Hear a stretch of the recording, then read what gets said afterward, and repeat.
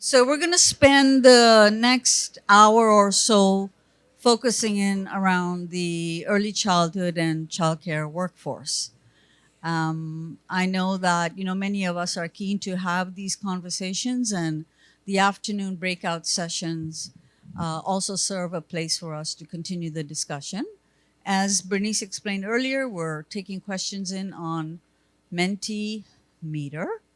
And so we will try to address some of those and also get back to folks after the event. Okay, the slides will be posted on the Atkinson Center website next week, and any sort of follow-up discussions will also happen there.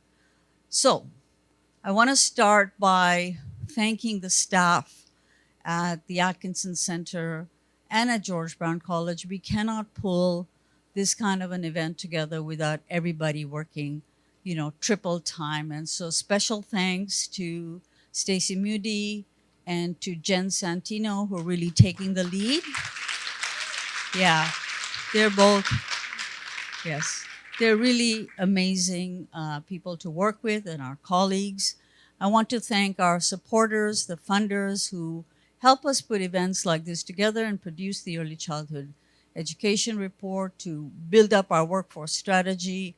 And that includes the Lawson Foundation, the Margaret Wallace McCain Foundation, the Atkinson Foundation, and the Walton's Foundation as well. So thank you to our supporters.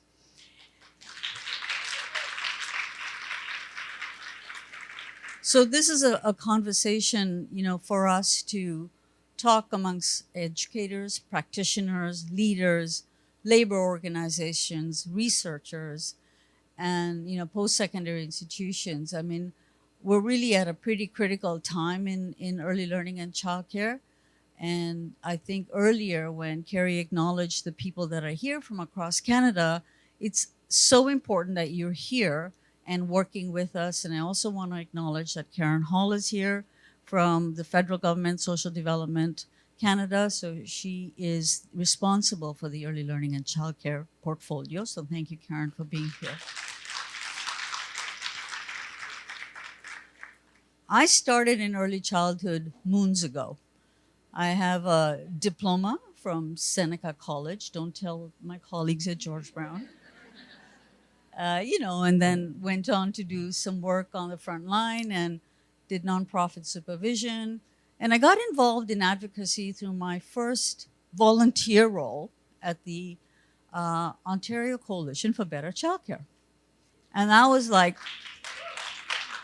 decades ago, and I still work with these folks. From time to time I've taken a break, but fundamentally I see myself as an early childhood educator, although the College of ECE is going to smack me because I still have not registered. And Hadi, please don't say anything to who. But so the advocacy work, the practitioner work, the research work, the teaching work has really informed my work going forward. And I really believe that we have to work more collaboratively as a community so that we are in tandem and in sync around the messages we put forward around the early childhood and childcare workforce. Because I think that the slight disparity in our messaging, in our pathway, is not helping the sector. In some ways, we are building those relationships more strongly, but I feel like that is a pretty critical part of my work going forward. Our work at Atkinson primary goal is around linking policy, research, practice work. We try to help influence what government decisions are made, but at the same time, we are influenced by the decisions. We're influenced by the practice. We're influenced by the stories that we hear from educators and from advocacy organizations, and that drives our work as well. So our commitment to a qualified early childhood workforce is really about continuing to build an earlier system that is mindful of how important those first couple of years of life are, right? Next to a family member, when you have a baby and you enter childcare, early childhood educators and the other childcare staff are fundamental in that child's life. And so we think about that on a regular basis, and we see them in a way as a first tier of public education. And that causes us some challenges, but this is sort of where we are landing in terms of our advocacy work. There's so many organizations working on childcare, moving it forward, staff from government, advocacy organizations, the coalitions for better childcare, Childcare Now, the associations that are here. We've got folks from PEI, from Ontario Association. But I think that as we do this work together, we have a gendered workforce. 95% identify as women. A significant number identify as immigrants and racialized staff, right? And the leadership needs to pay attention to that. So for me, if our collective goal is to improve the status of the early childhood workforce, we have to pay attention to what the research is saying, how policies develop, how practices encourage, how professional learning is offered, and for what purpose. So I'm trying to kind of keep in mind a holistic approach to the workforce development question. I want to thank you all for being here today and for submitting your questions. When somebody said to me, let's use Menti, I'm like, crap, I don't know anything about that. But now I know, professional learning. And so all good. I want to thank the panelists and introduce them, okay? Elizabeth Dhuey, or Beth Dhuey as she prefers to be known, is an associate professor of economics at the University of Toronto, and she holds graduate appointments at OISE and at the Rothman School of Management. Beth's research focuses on the early years of development, education financing, training, and the future world of work. And Beth comes from an economics background, so an interesting link. Jan Borowey is a lawyer and co-chair of the Equal Pay Coalition. She worked in the labor movement for many years before becoming a lawyer. A major focus of her work is on workers' rights, human rights, and specifically pay equity. Jan has appeared on many important recent cases at the Supreme Court, the Ontario Court of Appeal, and the pay equity hearings. She is also presented at the Human Rights Tribunal to advance equity claims. It's her expertise as a pay equity lawyer in Ontario that she brings to our panel discussion today. And finally, Vicky Smallman, who's the National Director of the Human Rights Department at the Canadian Labour Congress.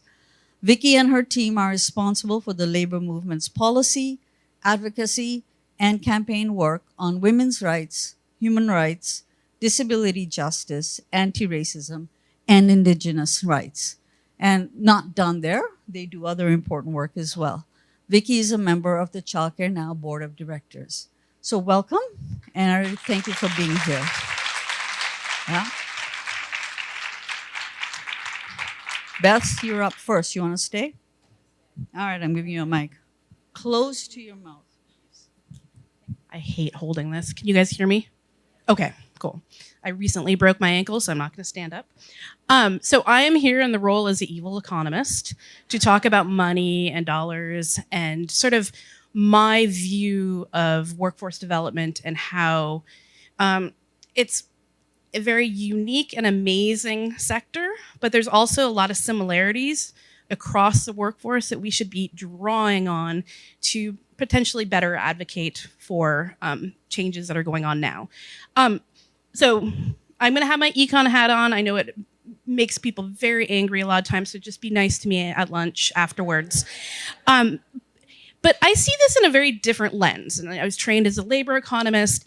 And one thing that I think is often forgot about is that, we have huge market failures in the childcare industry. That's not a bad thing, right? That just means that kids that go to high quality care actually benefit everybody. And that's a really important leverage point that I think is often forgotten in this talk, where I can go to my neighbors and say, you actually should care about my kids in care. We use this is where education advocates have been doing for centuries, right? It's the same role, even though, and we even have it better in the sense that earlier you get better results. It's actually more important. And so I think that that's sort of an important point to always keep in your mind, is when you're saying, you get a colleague saying, well, the market works, right? Free market, blah, blah, blah. No, that is true, but not in this case. And so we do have a case for government investment, and an important case, and it actually benefits everybody. And so it's actually good use of your tax dollars. Oh, as I follow my thing. Okay. So what we know that we have some severe shortages. There are severe shortages in other industries, right? We're going through a teacher shortage in a lot of the world.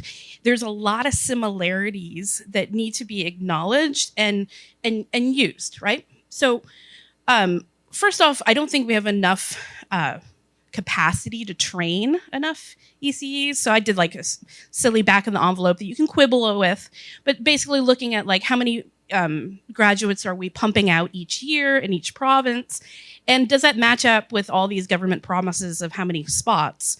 And it really doesn't. I mean, I'm privileged to live in Ontario, where we pump out. I love pump out. So this is why I offend people, right? Because I'm talking about like widgets, and this is how we talk, and you're just gonna have to get over it. But we graduate a lot of ECEs in Ontario, and so we don't see lots to pump out, and that's great. But we know that people don't leave. They generally work close to where they get educated. This is true in all fields. This isn't true in the labor market in general. And so if we need spaces across the country, we're going to need to figure out very quickly how to train people in areas that we need childcare. Okay, so that's just sort of number one. My little like thing. Luckily Gord's not here, so he's not going to quibble with me about this. But we have a huge variation. Ontario doing okay. Nova Scotia, it's going to take a lot of extra training to get enough folks back and actually in the sector.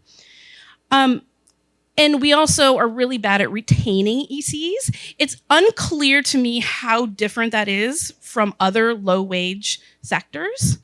It's a hard job, but there's also other hard jobs with low-wage workers. So why we need to really focus on what have other sectors done to keep their workforce. I know that we're amazing, and I'm not trying to dismiss how amazing the ECE sector is, because it is. I love it. Obviously, I'm here, but there's a lot of lessons to be learned looking outside and looking at what other workforce development plans are out there. What are people doing that's different than what we're sort of going forth with? So we're going to need to focus both on training and retention. I'm going to say something that might be controversial, but I think we should look about all the learnings and the academic work we've learned about teacher markets and shortages in teacher markets, and how pay grades, pay wages, and unionization. We know a lot. There's tons and tons and tons and tons and tons of research about education and all sorts of different contexts. I think ECE is just a better form of education, even like more impactful, but it's similar, it has very similar feel, right? It's government invested because of these spillovers. It makes a huge impact on everybody else's tax dollars, so people are generally keen on it, right? And so we should look at the academic literature when we're talking about this workforce development. We're not in a vacuum here.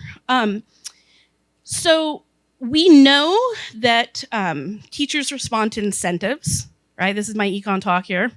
Okay, so, and we know incentive just means that like people like money, people like non-pecuniary benefits, they like pensions. We all like this stuff, right? And teachers respond, but ECEs, the literature shows that they're very responsive to wages. And it's probably because they're higher educated at a lower level, and so they understand that like you're getting a really raw deal here, right? And so we call it labor elasticity. It's like, how much do I actually respond to an increase of wage to actually stay in the industry or join the industry? It's very, very large. And so we need to talk about that. This is exciting. So it's actually gonna be possible to bring people in with higher wages. This is not true in other sectors. Other sectors actually have much lower wage elasticities, meaning that it's actually harder to get people to come into the industry. ECE is just a sort of an interesting anomaly that we actually have a very high one. So I think we should leverage that in the messaging. Obviously, don't use elasticity. Nobody wants to talk about elasticities. This is what I leave the advocacy and real talk to all you, because I just sit here and use weird words. But important things to note, right? So how do we increase compensation? I think it's not clear. I know there's a patchwork of going on, and I'm not in the conversations to figure out politically why things are going the way they're going. So this is my complete academic thoughts on the topic, and then these folks are going to be like, well, this is why we don't do it that way. So that's why I'm going first. Sorry. Okay, so, we're first talking about wage floors, minimum wage. It's an important tool, but we know in Canada that it actually decreases in employment. There's a lot of people, and I think this is what people cherry pick information, where they're like, oh, minimum wage is great. Well, it's great for everybody who has a job, not so great for everybody who doesn't. And so we have to think about that sort of conundrum that we're in when we're talking about getting more people into the sector. So there is a wage, a labor disincentive to minimum wages, and it's very strong in Canada. The literature shows that wage floors can be very problematic in the Canadian context. Some US context, unclear, but in Canada, it's pretty solid footing. Academics like to fight with each other. That's sort of a thing that we're not fighting about anymore. In Canada, wage floors are potentially problematic for employment. But I know, see, look at I'm getting everybody riled up over here. However, we just want the reference. Oh, well, yeah, I'll give you references. However, what's important to think, though, is I'm not saying not. I'm just saying that it actually increases wage equity quite a bit. And so we do have that problem. It's a push and pull. I don't have a solution. Obviously, if I had a solution, I would tell you guys what to do, but I have no solution. But it is a push and pull. So we know that it actually helps with gender wage gaps to have this floor. Okay, so there's pros and cons. Everybody seems to be going into wage grids, which I think is interesting, and this is probably a political part of this, because in the teacher markets in the US and across the world, we're actually moving away from wage grids, because we know there's a lot of things haven't worked very well. There's still huge teacher shortages. These wage grids, yeah, it's fine, it's good, people are making more money. We do also have to adjust for inflation when we're looking at how wages are going up, that I think people are ignoring a little bit too much. So there's been huge inflation. And so it's fine, but the education literature shows us that that's not necessarily the way to go. So there's lots of new work out looking at flexible grids and how it's actually increasing the quality of the teachers coming in, because they see the high quality teachers get recognized. And so there's something to consider there. Unionization, this is where you guys gonna winners and losers. I spent the last 15 years before I moved over to OISE at an industrial relations department. So I'm a big fan of unions. So I'm not saying no unionization, but we have to think carefully about this idea, because there are winners. The winners are the ones that get unionized. The losers are the ones that don't. And I think it's great. I think we should all be winners. But there are a lot of staff in the centers that people seem to be not talking about very much that are still vitally important. And that's something that we see in the education sector that we have to worry about is, these other staff members may be equally important. I know I might get, very important people in this sector. And we don't want to leave them out, right? Because then it's going to be hard to get those important add-on, these people that are doing high quality work in addition to the ECEs. So that's my one concern when I'm thinking about unionization of the sector. And they're killing me over here. Workers, exactly. But you guys do. A lot of people do not, right? And that's why I want to bring that. There's a big distinction that's important. All workers are important. They all put in that pieces of the puzzle. one thing that has been shown to be incredibly successful in the teacher market is loan forgiveness. And so that's something, and we are seeing a little bit of this in policy, but something that hasn't been talked about a ton is sort of the fact that you make people go back to get more education, and so maybe make it cheaper. In Canada, it's, I don't know how, you're taking time away from, and also this tuition. So you have to think about that. And that might be a lever that's more palatable to people too, that it's not as like, I don't know. I work with a lot of business schools. 1 minute, 2 minutes, business school faculty in business, and I teach executive MBAs. And so I'm interested. I have a very sense of like what's palatable or not. Like loan forgiveness might be okay.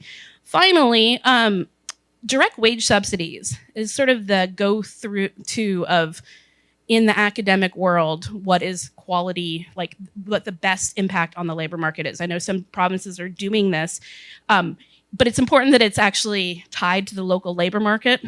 So if you're getting a wage subsidy of $3 extra, that shouldn't be the same across all of Ontario or all of Manitoba, right? So it needs to have some regional variation. Without that regional variation, there's a lot of problems embedded in there. So I'm gonna end here. I want to learn from Quebec. I want to, we're talking about a nonprofit. We're talking about sort of what they have done that's maybe not great in terms of labor force. Let's not repeat that. Let's just go forward, press for the good things, and think about the childcare sector in context of all the other sectors and show what a good deal it is for everybody else. Not, you can have all your personal opinions, which I agree with, but show economically this is a real slam dunk of an investment. And people don't talk about that enough. And it's because of these spillovers. Now I'm going to get yelled at. So here we go. No yelling, Beth. That was really helpful and insightful, actually. And I think dovetails with a number of comments that I wanted to make. So thank you for all of that. So let me just test the room. Because this will help in terms of reducing way too many slides, which you can look at later. And hopefully I won't make you feel very ill just before lunch, because I will run through my slides quickly. Okay, first question. Who has heard of the Pay Equity Act here in Ontario? Oh, thank goodness. Who's been a part of negotiating a pay equity plan? Fewer hands. Okay, that's good to know. Let me ask you this. Have you looked at your pay equity plan recently and maintained it? Oh, even fewer hands. Okay, well, that's good to know. That'll help us with our conversation today. So I'm here, excuse me, on behalf of the Ontario Equal Pay Coalition, one of the leading advocacy organizations around closing the gender pay gap. And a big shout out to Carolyn Ferns and where's Alana? There's Alana, who are absolutely integral to the work we're doing at the coalition. So my object today, if anything, is to try and put some air under your wings in terms of your advocacy towards meaningful, equitable wages for childcare workers. And particularly from the vantage point of the legal framework. And what I want to do is bring a human rights lens to your work, if I may. So what I'm going to do is really focus in on not only the Ontario Pay Equity Act, but particularly the a major case that's coming up that you need to know about, because it's going to affect you in each one of your childcare workplaces. So a few points. Set the context. It's undisputed childcare workers are undervalued and underpaid. They're women. My stat from 2016 census using NOC code 4214, which is a limited NOC because it doesn't encapture cooks and other staff, is 96.8% women and 31% racialized people. We know women in particularly are particularly racialized immigrant women, women with disabilities are precariously employed, and they make up 60% of women who are minimum wage earners. But the fundamental aspect of what's going on with the labor market in Canada is deeply, deeply, deeply segregated. We call it occupational segregation because women are working in what's called the Cs, the 5 major caring areas. So it's care work, cleaning, clerical, catering, and cashiering sectors, who also saw the biggest negative impact during COVID. But it's the caring sector that we're here to talk about. But in this context, we also need to be mindful of what's truly going on here in Ontario with respect to public finance. And the picture is pretty darn bleak since 2018. I'll just leave that date for you to think about. Perhaps July 2018. Ontario has actually cut by over 12% community and social services. Government revenues have been significantly reduced by things like the driver's license reimbursement.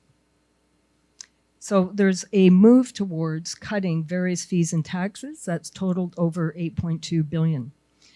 Ontario is spending less in its budget than it actually claims it's going to. And in fact, Ontario is now spending less per capita on public services, which includes the broader public service, than any other province in this country. And we know that in March 2024, the budget offered no relief for women's vital contributions to the care economy, and particularly childcare. Women won a very important victory, and full disclosure, I was part of the legal team for the Ontario Nurses Association to overturn Bill 124 as unconstitutional.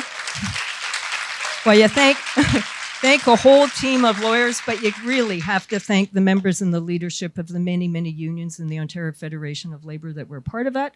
But here's the thing. So we won the victory, but the government hasn't increased revenues to many community social services and other agencies to account for the increased demand of what those wages might be, which is 1.75% to 3%.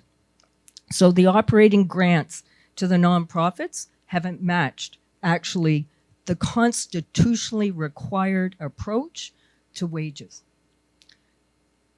What's going on here? Well, we've got a lack of funding directed to wages, benefits, and pensions, and a push towards privatization. It is without a doubt a crisis in creation. It's little wonder that when we look at the labor market in Ontario, that quite frankly, we have a very deep, deep gender pay gap. And this pay gap hasn't changed for almost 30 years. But you know, to go to one of Beth's questions about why this matters, it's frankly because if we close the gender pay gap, that's worth about an additional $2 billion into the economy. Pretty decent number. So what we're truly talking about here, let's be clear, is systemic discrimination. And frankly, I think there's a significant gap between what the courts are saying and what we're winning in the courts versus what's happening on the ground. And one of our tasks truly is to close that gap, that human rights gap between what the courts are acknowledging and what is actually happening in our workplaces. So we know that systemic discrimination is about power. It's just as simple as that, and the Supreme Court has told us that. We know that there have been many, many cases that systemic discrimination intensifies the more women predominate a job. And what is so critical about this is that the more women in a job, this is statistically demonstrated, they're paid less. And they're paid less because it's work being done by women, no other reason. And why is that pay so low? Well, many courts and the Pay Equity Hearings Tribunal said, well, let's do a bit of thinking about this, and particularly informed by the work of Dr. Pat Armstrong. One reason the job content is not fully valued is that the skills, effort, responsibilities, and working conditions have been so long associated with the work we do in the home. We have to change poopy diapers. So if you're changing a poopy diaper at a daycare center or a long-term care center, well, it's just what women do. We change poopy diapers. That's not real work. That's not work that needs to be valued. And hence, quite frankly, the courts have said that's part of systemic discrimination. So what are our tools? We have the courts acknowledging the systemic discrimination. In Canada, we have an approach to equality which is called substantive equality. And the question is, how do we gain that? So before I get into the particular legal tools, I want to just pause for a moment, and we have to think about our public services formation here in Ontario, because it actually makes a difference on wages and working conditions. So this is perhaps not a it's not a proportional stat, but nonetheless, we have a core public service. Outside of that, we have what the courts call the MUSH sector: municipalities, university, colleges, school boards, and hospitals. The next step out away from the core is to transfer payment agencies in the broader public sector, which is mostly where the not-for-profit, nonprofit centers are located and are funded directly through various types of grants. As we move away from the core, the wages become lower, there's fewer benefits, there's no pension, etc. And then we move out to the private sector, where we find the most vulnerable workers, particularly in the corporate for-profit centers, and quite frankly, living caregivers who are excluded from much of the legal framework. And that's a federal responsibility. And many organizations are saying the wages, working conditions in terms of work have, for decades, we've been saying need to be improved. What this means then is that we're seeing one comment that's often made is that water runs down. So we are seeing a downward pressure on decent wages and working conditions because of a lack of true support in the transfer payment agencies or in the private sector, which is why the advocacy for the things like wage grids for every childcare worker are so vital.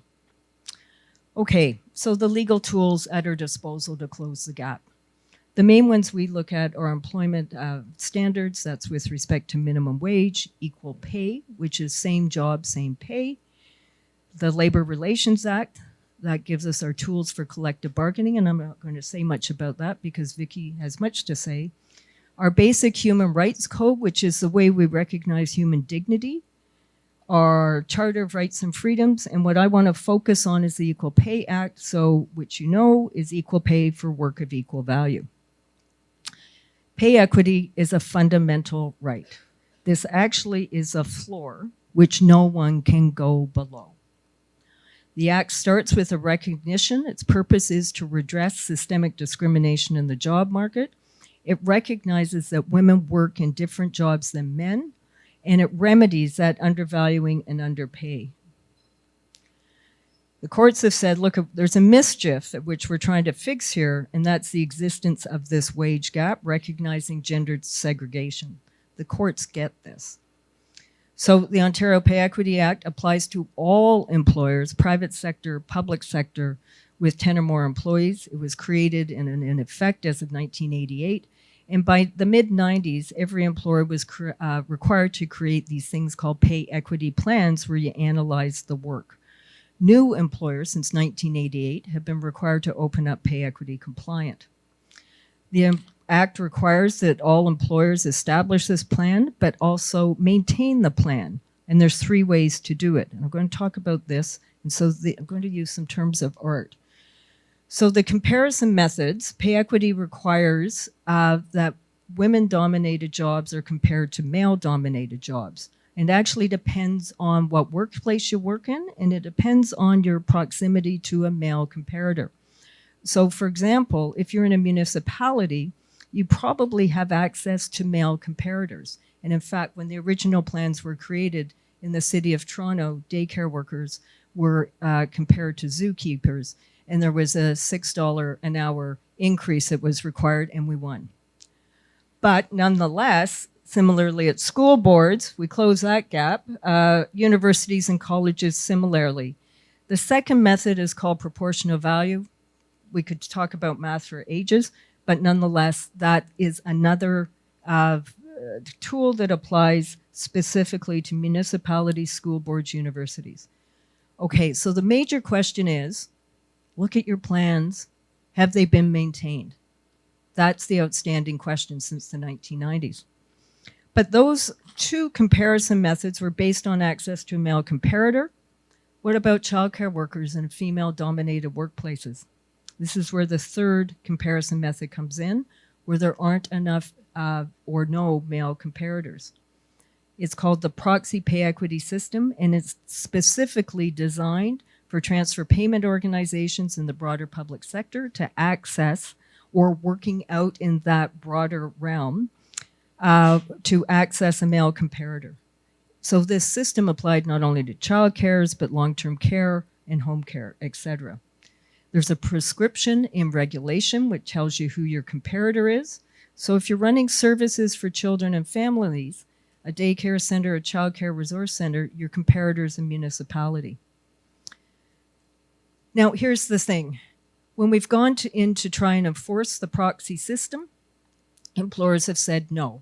And the starting point for this was with nurses, RPNs, personal support workers in long-term care. The employers took the position that there's no need to maintain pay equity in these sectors for a whole series of reasons, and they denied that we could access the proxy comparator back out as prescribed by regulation.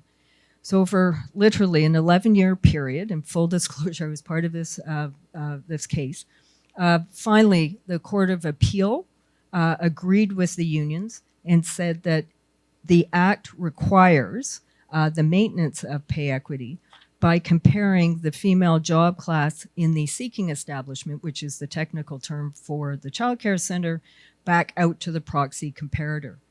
Identifying gender discrimination was a key element of the establishment and maintenance of pay equity. Access to the proxy comparator was required, and the court ordered the Pay Equity Tribunal to issue directions. For a whole variety of reasons, legal machinations, that case happens this fall, and the tribunal will be issuing, hearing what the procedures from a variety of parties, hearing what the procedure should be, and this is a case that's now involving 9 interveners. Number of unions, Equal Pay Coalition will be there, but guess what? The Attorney General is intervening on the side of the employers to say no and reduce this. So our work's not done. But what's it mean? What's the significance of this case? So I started to take a look at various collective agreements, and note the date, it's June 20. Oh, there's a little typo, my apologies. Oh dear, that's my timer. The significance of this cannot be understated. If you work in a nonprofit childcare center, to your comparator at the municipality, this is where we're standing as of June 2023. And look at that suggested pay gap, $13 an hour. If we weave in, and I did some quick math, the new base of $23.86 here in the province, that still leaves a potential gap of $11.84 an hour. That's for an ECE. What about cooks? Here's the gap, $14.96. I care about cooks because I'm part of a family where our child went to a nonprofit childcare center, and it was the cook who started to help us identify a chickpea allergy of our kid. It matters. That's why we speak about childcare workers specifically.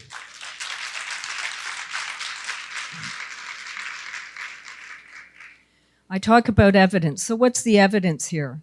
If you look at this childcare funding formula and some of the documents with respect to the general allocation of core services, guess what? There is actually recognition in that of the pay equity memorandum of settlement, and that monies will be paid for that, but not new monies. It's just acceptable monies to come out of your operating budgets. But it doesn't refer to which pay equity memorandum of settlement. I think it's really dealing with the MUSH sectors. And quite frankly, given that we're seeing that pay equity is embedded in this funding formula and the general allocation of core services delivery documents, you know, it's not a matter of a lack of awareness of pay equity. And don't forget, the Attorney General's intervening into the case. So what we have here, we've got evidence that quite frankly, we have a political issue. We have a lack of equitable and direct funding. And frankly, a choice is being made a choice to support systemic discrimination and not human rights. My question with respect to the other provinces is, to what extent are these actually human rights and pay equity compliant? I don't know the answer, and I challenge you to really think this through in your conversations about grid development and as you look at this across the entire province. So, what can we do? Decent work. This is our goal. I borrowed this beautiful graphic from the Ontario Nonprofit Network on Decent Work for Women's project, which recognizes equal pay for work of equal value, is a piece of this. We need stable employment. The coalition's been advocating on rebuilding public services, including affordable, accessible public childcare, and trying to amplify the very important messages of the Child Care Coalition and other associations. But we do need to raise the minimum wage because that matters for women, and we do need paid sick days for workers. Number of unions are taking an approach which are campaigning for their proxy pay equity rights. This is part of SEIU's campaign that they launched on Equal Pay Day last week, including a full-page ad in the Toronto Star, which says, look, it's time to pay equal pay. And this is for the nursing home workers who are at the front and who have been advocating since 2009 for pay equity. We know the coalition is highlighting the public financing approach isn't working, stop the cuts. And here's the thing, in bridging this gap between the data and your legal tools, guess what? When we've done our polling at the coalition, the public supports us. They want this Ontario government to do more to promote women's economic equality. And that's 85% say it's important, and 60% say it's very important. So as a lawyer, let me leave you with one of my most favorite quotes of a Supreme Court case from Justice Rosalie Abella, a court case dealing with the lack of pay equity in Quebec, who said, look, at leaving wage inequities in place makes women the economy's ordained shock absorbers.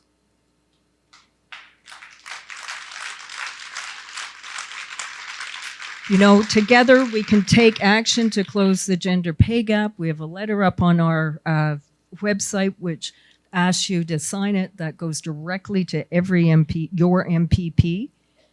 You can join the movement where if we work together and we amplify the message of we need equitable wages, we can make a difference.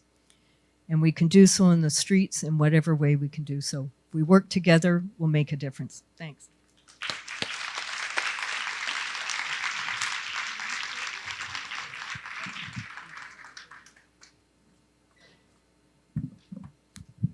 Hi, everybody.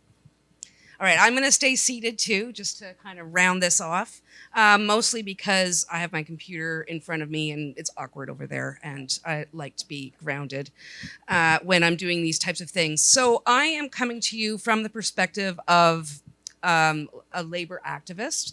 I'm not a childcare worker, although my family has benefited from childcare, various forms and models over the last little while. And I've been an advocate for childcare through my work with childcare now for many years. And childcare as a whole has been a massive priority for the labor movement, as not just because some unions represent childcare workers, but also because so many workers depend on childcare to be able to go to work, right? And so we see it much like Jan as an essential feminist issue, a labor market productivity issue, you know, all of the things.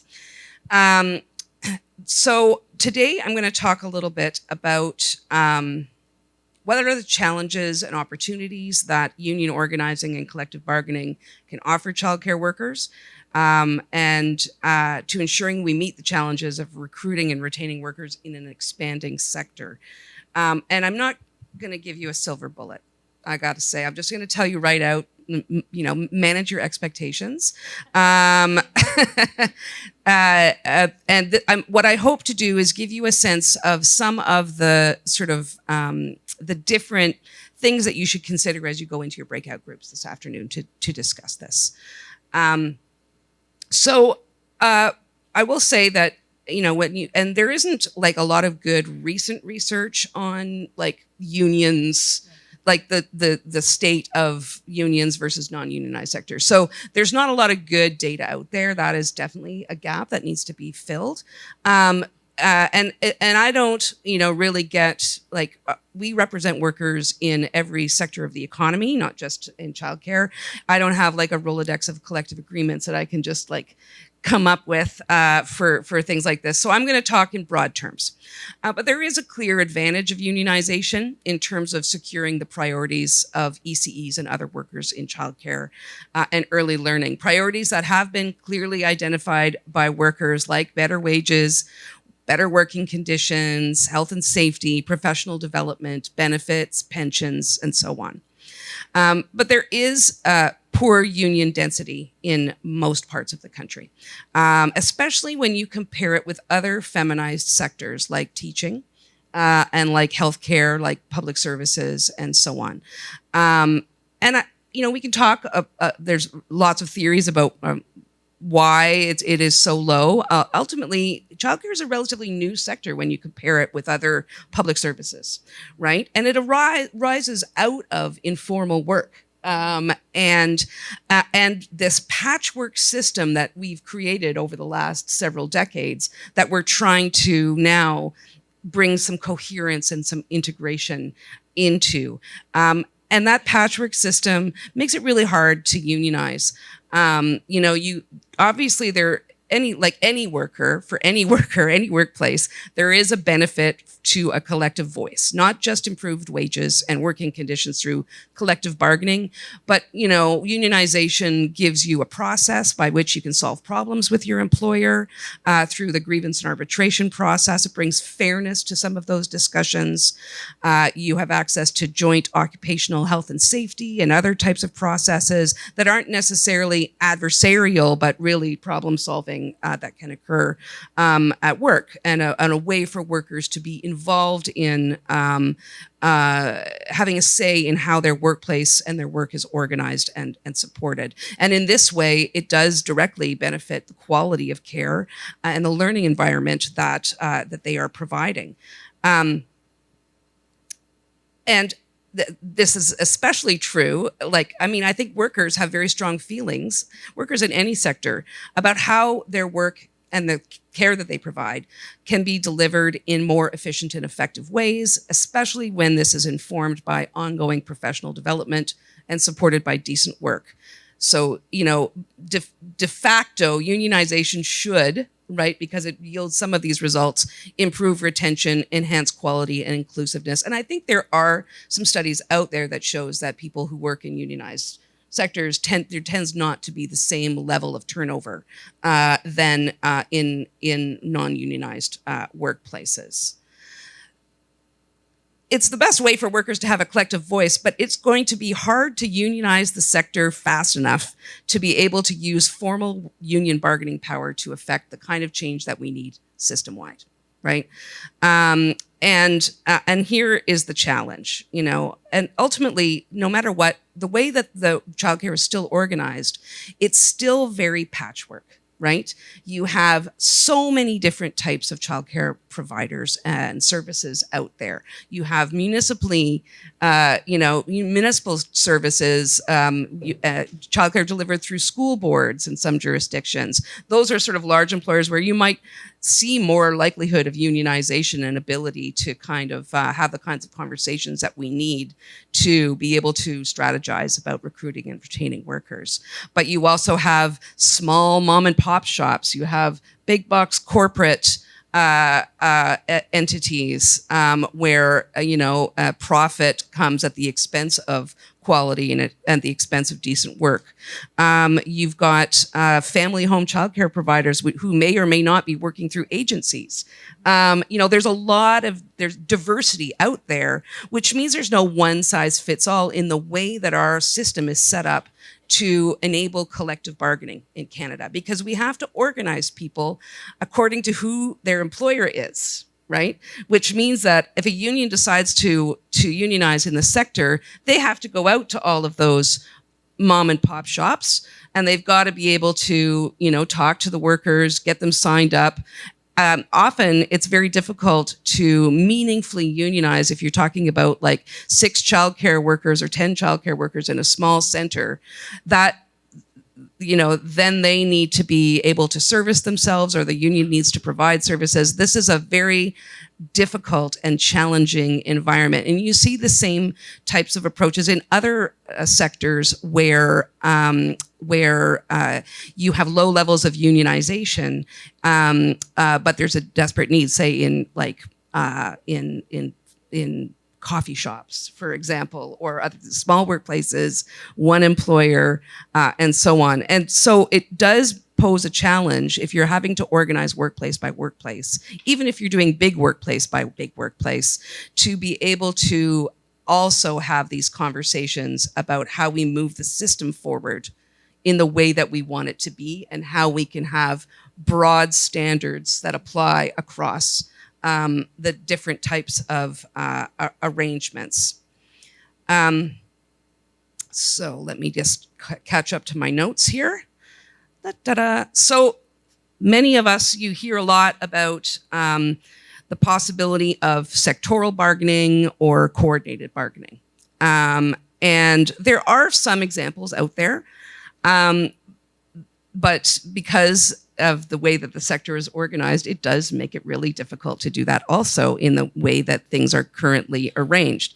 In Quebec, because I think the system was planned more, they don't have sectoral bargaining per se, but they do have some coordinated bargaining, right?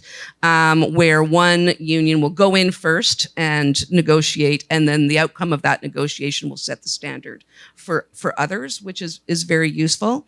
In BC, there's a community and social services sort of sectoral table that some childcare is covered under.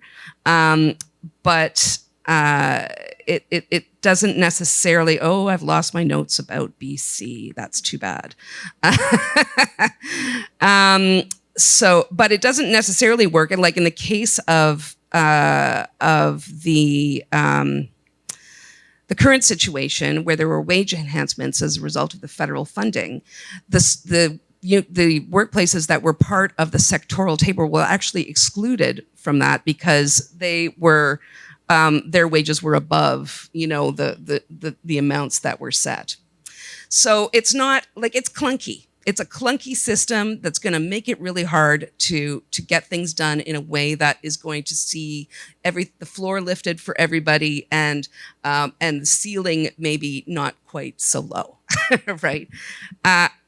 But ultimately, unionization is the best way for workers to have a collective voice. So, hold on a second. In the current scenario where we may be able to have some kind of coordinated arrangements, the unions representing workers in the sector need to cooperate, need to coordinate. That's a nice idea. That may or may not work in reality, depending on sort of the makeup of the sector, the state of organizing. I'm not saying it can never happen, though. It's just going to it's going to take some time, and it's going to need to be well coordinated and well supported. And the labor movement is really just at the beginning of wrapping its heads around this, and there will be lots of discussions down the road. But there are, I think, 17 different unions who've organized in the childcare sector. So this means that there's going to be a lot of coordination. Some of them have lots of members in childcare, like CUPE or the provincial government and employees unions in some provinces and territories. And some have, just a few. And some of them have organized childcare, like LIUNA, Laborers International Construction Union, has one childcare local.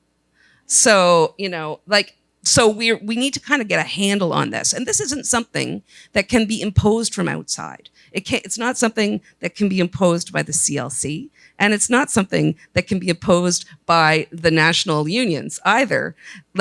has to come from the bottom up. Unions are inherently democratic organizations, and really the workers need, like, it's got to be driven by the workers themselves. And the major challenge is that the employers don't hold the purse strings. Provincial wage grids are connected to operational funding are a challenge if your wage grid is better because of what you've negotiated with your employees. So you're only getting funded according to a standard that is lower than what you've negotiated. Where is that money going to come from? And we hear this from unions that are negotiating in the sector, that, that they go to the table with the employer and the employer says, our hands are tied. We only have this much money and it can't come from parent fees. So we can't give you the wage boost, or we can't give you these extra benefits that you need, or we can't give you professional development because we can't afford to hire the people to replace you while you're gone. So, because even things that don't seem like they cost money, right? So, that is a real challenge.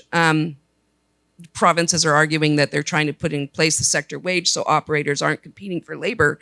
But when you set the bar too low, it's essentially just a race to the bottom, right? As opposed to the other way, which is, it should be the folks who are able to bargain the best wages should be setting it for everybody else. That's the way it should work, right? And that's the way it works in Quebec. Kind of. But in Quebec, though, the government comes to the table, right? And you see that in the comparison with education is a good one, because the teachers bargain with the government first and then they bargain with the school boards, right? But you can only do that when you have a densely unionized sector. And this is a sector that has been unionized for a very, very long time. You can't just make that happen, right, instantly. And it's not something that the governments can make happen, because it's really none of their business. It's our business as workers, right, to decide who we're going to organize, and it's our right. So sectoral bargaining in principle, is something that unions in Canada have supported for a really long time. In practice, it's a lot harder to put into place for some of the reasons that I've been talking about here, in the way that workplaces are organized, and so on. We have been looking at New Zealand's Fair Pay Act as one example of how we could change the way the collective bargaining system in order to bring sectoral bargaining that would set an industry standard, and then collective bargaining would happen on top of that. And it would be great, to be able to continue to look at New Zealand, except that the recently elected government repealed the legislation, which really sucks, because it took a long time to get that.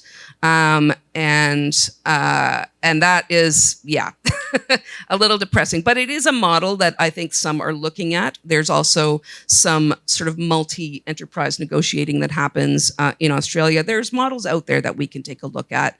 But it does require, some coordination, some cooperation, some strategic thinking, and so on. It's easier to do that in a political climate where you're not defending, like fighting for your life and looking down the road at what we might be encountering. Unions might be in a pretty rough place, depending on the outcome of the next federal election. We might just be fighting for the fundamental right to collective bargaining itself. So it's a lot easier when you've got governments. And at the provincial and territorial level, we have that. Like, we have provincial and territorial governments that have no problem violating the rights to bargain collectively. And we keep having to take them to court, right? So while we can be aspirational and hopeful, we also have to be realistic, and we have to create the political conditions where these things can happen. Yep, I'm wrapping up. One more minute. Here we go. So it is, I think when we look at the future, though, I think social dialogue is something that we need to really remain committed to, regardless of what form of collective bargaining it takes. Those who work in the sector need to have a collective voice, and they need to find a way to exercise some bargaining power. Right now, provincial and territorial governments are making all kinds of decisions completely outside of any bargaining process and without any input from the people on the front lines of this work. That is a problem.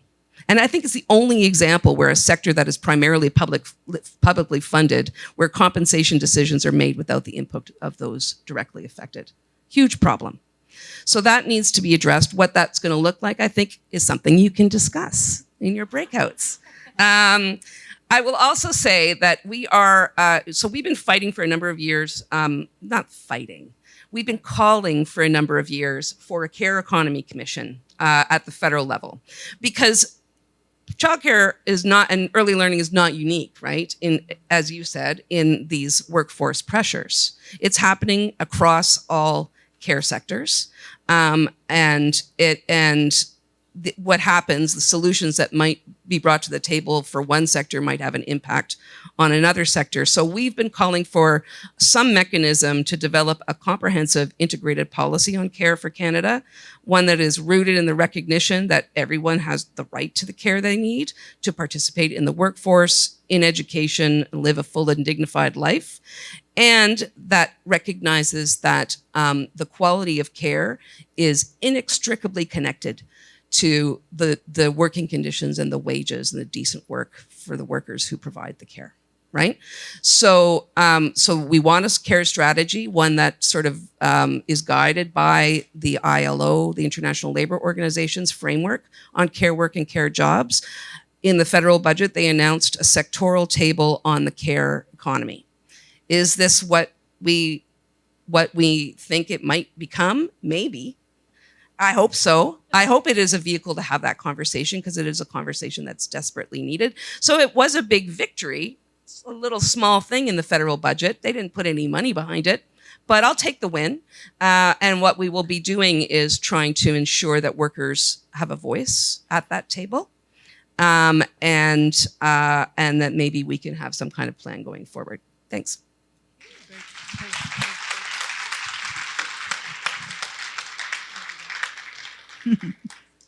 I've got 13 questions, but I'm going to ask 3, if I may. We'll deal with the rest later. Okay, starting with Beth. Yeah.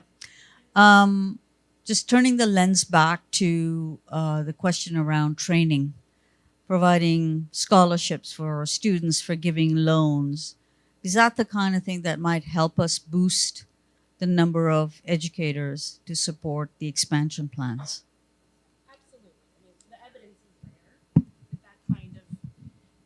That kind of intervention is very effective and low cost and palatable to people. So that's the other thing. People don't seem to be bothered. Very low hanging fruit. So I think that is a very base, take that fruit that's low hanging and run with it. So yes, I don't even quibble on that. This is absolutely something that we can do and make a huge progress by doing. Thank you. A question for Jan.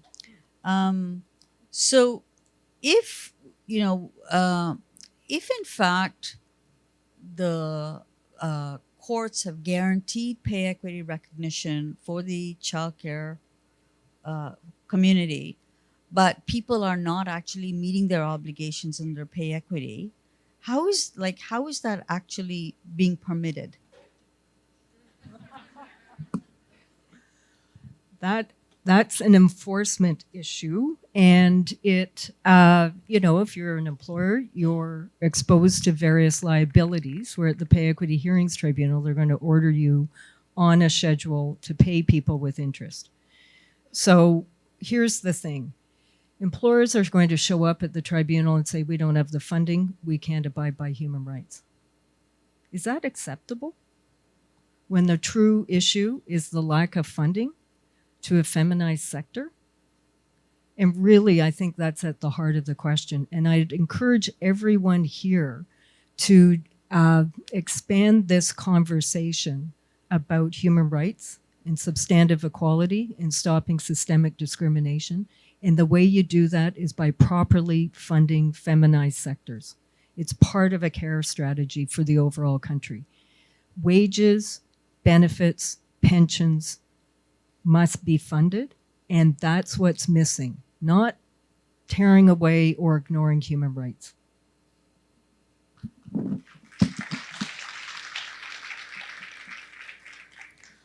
A question for Vicky. So you said we think we have 17 unions representing the childcare workforce across various parts in Canada. And we're not worried about doing hard work because, as you know, childcare is incredibly hard work, and many of us have come up, through that process. So what are the possibilities that labor organizations can help us coordinate, like the CLC? You can't tell the unions, whoever it is, OPSU or ETFO, you can't say to them, take it easy, CUPE is going to go ahead and unionize those folks. But we have some examples. I'll use Ontario. When we introduced full-day kindergarten, and we had, ETFO, CUPE, OSSTF. What can we do, at a table, what can we do to bring those groups together and to start moving towards a coordinated bargaining strategy? Well, I think there is already coordinated bargaining where you have one employer, right, and multiple bargaining units. That happens, right? It already does happen.